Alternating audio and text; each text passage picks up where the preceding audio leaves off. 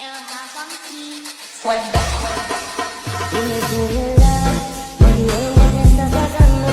Tú no sabes cómo estoy sufriendo. Eso te lo tengo que decir. Cuéntame, tu despedida para mí fue dura. ¿Será que te llevo a la luna? Y yo no supe hacerlo así. Te estaba buscando por la calle gritando. Eso me está matando. Oh no. Te estaba buscando por la calle gritando como un loco tomando. Es que yo sin ti y tú sin mí, dime quién puede ser. Bismillahirrahmanirrahim. Assalamualaikum warahmatullahi wabarakatuh. Selamat siang teman-teman semua. Dan yang saya hormati kepada dosen pengampu mata kuliah metodologi studi Islam. Segala puji bagi Allah yang telah memberikan nikmat iman dan Islam kepada kita semua. Salawat serta salam semoga tercurah limpahkan kepada junjungan kita, yakni Habibina wa Maulana Muhammad sallallahu alaihi wasallam. Baiklah, sebelumnya di sini saya akan memperkenalkan terlebih dahulu diri saya. Perkenalkan, nama saya Siti Mulia Septiani Traedi sebagai moderator dari kelompok 5 yang akan mempresentasikan tugas ujian akhir semester kita ini dengan judul Sumber Hukum Islam. Pada dasarnya, sumber hukum Islam itu terbagi menjadi 4. Yang pertama ialah Tauhid, kedua Al-Quran, ketiga Hadis, dan yang keempat ialah Ijtihad.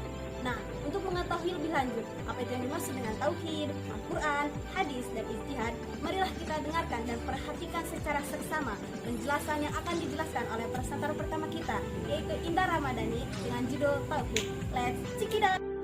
Tauhid adalah konsep dasar dalam Islam yang mengacu pada keyakinan akan keesaan Allah dan mencakup pemahaman bahwa Allah adalah satu-satunya Tuhan yang layak disembah, tidak ada sekutu baginya, dan segala sesuatu alam semesta ini tergantung pada kehendaknya.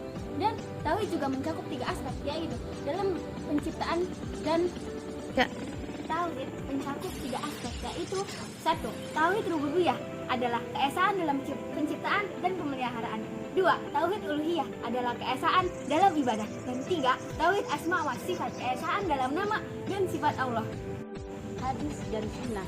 Hadis menurut bahasa mempunyai beberapa makna, antara lain jadi lawan dari kata qadim yang berarti baru, qarib berarti dekat, dan khaibar berarti warta. Sedangkan sunnah menurut istilah ahli usul fikih ialah segala sesuatu yang dinukulkan kepada perkataan ataupun perbuatan Nabi Muhammad SAW. Contoh hadis antara lain innamal a'malu binniyati, segala sesuatu tergantung kepada niatnya. Baik, selanjutnya yaitu Al-Quran. Jika dilihat dari segi bahasa, Al-Quran merupakan bentuk masdar dari kata qara'a yaqra'u, yang dia mempunyai muradif yaitu kata Al-Quran, yang mana bacaan. Kemudian Muhammad Ali As-Sabuni mendefinisikan Al-Quran sebagai kalamullah yang berupa mukjizat yang diturunkan kepada Nabi Muhammad SAW melalui para malaikat Jibril yang ditulis dalam mushaf dan disampaikan dengan jalan mutawatir, dan yang membacanya bernilai ibadah yang dimulai dengan surat Al-Fatihah dan ditutup dengan surat An-Nas. Oke, baik. Saya akan melanjutkan materi yang selanjutnya tentang penciptaan alam semesta. Apa sih? Bagaimana sih Allah itu menciptakan alam semesta, gitu kan? Di sini saya akan menjelaskan. Yang pertama, prinsip penting yang perlu kita kedepankan dalam pembahasan alam semesta ini sangatlah panjang. Dalam Al-Quran sudah dijelaskan, sudah ditegaskan dalam Al-Quran, dalam surat Al-Kahfi, yang artinya aku tidak menghadirkan mereka untuk menyaksikan penciptaan langit dan bumi, dan tidak pula menciptakan diri mereka sendiri. Dalam fatwa Sabaqah Al-Islamiyah dinyatakan, yakni rentangnya 6 hari yang Allah menjadikan waktu penciptaan langit dan bumi. Sifatnya ghaib, tidak ada satu manusia yang menyaksikan, tidak pula makhluk Allah yang semuanya yang bisa melihat. Itu dalam fatwa Sabaqah Islamiyah. Terus penciptaan alam semesta dalam surah Al-A'raf sudah dijelaskan pula. Dan ini artinya sesungguhnya Tuhan kalian, yaitu Allah, dialah yang menciptakan langit dan bumi dalam 6 hari. Kemudian dia bersifat di atas arsy. Dalam surat Al-Furqan juga dijelaskan ayat 36. yakni sungguh Allah telah menciptakan langit dan bumi serta segala yang ada di antara keduanya dalam 6 hari. Sudah jelas, Allah saja menciptakan langit dan bumi aja 6 hari. Kita sebagai manusia hanya bisa menikmati yang Allah sudah ciptakan. Terus ada teori Big Bang, namanya teori Big Bang di sini. Teori awal terciptanya alam semesta. Itu tadi yang saya jelaskan itu tentang di dalam Al-Quran. Kalau teori Big Bang ini dinyatakan bahwa di sini dijelaskan teori Big Bang itu sejarah Big Bang ya itu ada pada abad 13 pada 1225 Masehi. Teolog Inggris Gerostar meliris risalah bertajuk The Lutz mengungkapkan semesta berawal dari ledakan besar dan kristalitas material yang hampir sekitar mengungkapkan teori mengenai Big Bang mengenai puisinya. Kemudian menyairkan legendaris Amerika Edgar Allan Poe mengutarakan hal yang lebih detail prosanya. Terus adanya teori Big Bang ini wah pada abad ke-20 sangat berkembang di abad 20 dari Sleeper hingga Friedman. Mungkin itu saja yang bisa saya sampaikan. Mungkin itu saja. Saya pamit dulu. Terima kasih. Oke, balik lagi kepada saya Muhammad Fahri Alawi ingin melanjutkan materi yaitu kisos gitu tuh. Kisos, saya akan menjelaskan kisos ya.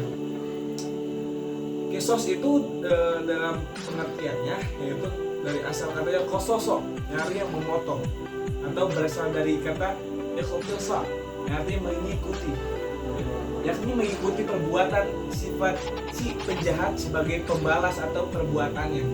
Itu pengertian dan kisos. Terus ruang lingkup dari kisos apa aja sih? Ruang lingkup dari kisos itu dibatasi oleh para fuqaha hanya pada tindakan pidana atau kejahatan yang berhubungan dengan jiwa. Oke. Dan badan yang menganiayaan atau biasa istilahnya an-nafsi wal jaroha, nyawa dan luka. Apa sih macam-macam dari kisos gitu kan? Yang pertama kisos untuk tindakan pembunuhan merupakan hukum bagi pembunuh segalanya. Yang kedua, kisos untuk tindakan penganiayaan. Contohnya apa dari dua hal itu? Orang yang sudah hukum kisos itu dikisos balik. Contoh orang yang mematikan orang itu dimatikan lagi. Orang yang menganiaya orang itu kudu yang aniaya lagi atau hukum sebaliknya. Itu hukum kisos. Terus hukum dan kisos itu apa? Mengenai hukum dalam surat Al-Maidah ayat 45, kami telah menetapkan bagi mereka di dalam Taurat bahwa nyawa dibalas dengan nyawa, mata dengan mata, hidung dengan hidung, telinga dengan telinga, gigi dengan gigi, dan luka pun ada kisosnya, balasannya sama. Barang siapa yang melepaskan kisosnya, maka itu menjadi penebus dosa baginya. Barang siapa yang tidak memutuskan perkara menurut apa yang diturunkan Allah, maka mereka itulah orang-orang yang zalim. Al-Maidah ayat 45. Terus syarat-syarat kisos itu ada lumayan. Yang pertama, orang yang terbunuh dipelihara darahnya. Yang kedua, pelaku tindak pidana pembunuhan sudah balik dan berakal. Yang ketiga, pembunuhan bukan bapak atau orang tua dari si pembunuh. Orang yang dibunuh sama derajatnya dengan orang yang membunuh, seperti muslim dengan muslim, merdeka dengan merdeka, hamba dengan hamba. Terus yang kelima, kisos dilakukan dalam hal yang sama, jiwa dengan jiwa, mata dengan mata, dan lain sebagainya.